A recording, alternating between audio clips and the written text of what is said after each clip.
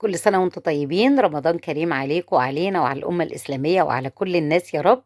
أول تجهيزاتنا أو مش أول تجهيزاتنا قوي، أهم تجهيزاتنا هي الطحينة. عندي ربع كيلو من السمسم العادي وربع كيلو من السمسم المحمص، وعندي كوباية من السوداني، كوباية دقيق، وعندي من كوباية ونص لكوبايتين زيت، ومعلقة ملح صغيرة. وهنعمل أحلى طحينة. اللي ما يعرفنيش، انا ايمان الطراوي، قناتي ايمي فودز. نوروني وشرفوني في القناه. اعملوا لنا لايك وشير واعملوا لنا سبسكرايب. احنا بنعمل اكلات اقتصاديه، وبنعمل وصفات مفيده جدا. تابعونا ان شاء الله هتلاقوا حاجات تحبوها جدا. هنسخن بقى كل المكونات بتاعتنا بقى على بعضيها كده: السمسم الني على السوداني على الدقيق، وهنسخنهم جامد عشان يطلعوا نسبة الرطوبة اللي موجودة فيهم. احنا مش عايزين نسخن لدرجة التحميص او التحمير، لا احنا عاوزين نفس اللون كده زي ما هو. هنحط بقى السمسم المحمص على باقي مكوناتي، يبقى مكونات بسيطة جدا: سمسم ودقيق وسوداني وملح وزيت. دي كل مكونات الطحينة يا جماعة، وبتطلع طحينة ناجحة جدا. كوباية السوداني بتدي نفس وطعم حلو قوي، وبتدي كمان تقل.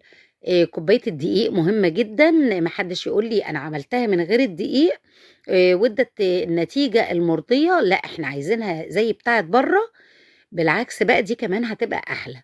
هنبدأ بقى ناخد في المطحنة الصغيرة بتاعت الخلاط كذا معلقة كده، معلقتين تلاتة، ونطحنهم كويس. لقيتيهم ما نعموش معاكي، هتحطي معلقتين ولا تلاتة من الزيت، وتبدأي تضربي برضو زي ما انت شايفة كده. الموضوع سهل جدا لحد ما تلاقي القوام بتاعها بيبقى تقيل زي ما انت شايفة كده، بس تكون ناعمة. احنا عاوزينها ناعمة جدا عشان ما ترسبش في البرطمانات من تحت، وعلشان تبقى النتيجة بتاعتها ناجحة زي ما بنشتريها جاهزة بالظبط.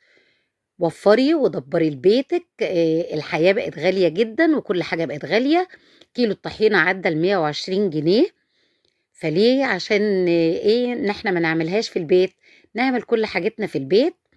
حطينا كل بقى اللي طحناه على بعضه كده، وشوية بشوية من الزيت، ما بنحطش الزيت كله مرة واحدة، لحد ما توصلي للقوام اللي انت عاوزاه. ممكن كوباية زيت وتبقى تقيلة جدا، ممكن كوباية ونص، ممكن كوبايتين، على حسب الكمية بتاعتك، لحد ما تلاقي القوام اللي انت عارفاه للطحينة.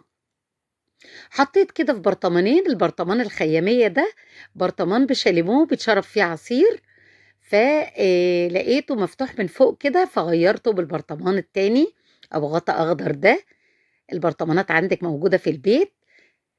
اعملوا لنا لايك وشير واعملوا لنا سبسكرايب على قناتنا على اليوتيوب. شكرا ليكم، والسلام عليكم ورحمة الله وبركاته.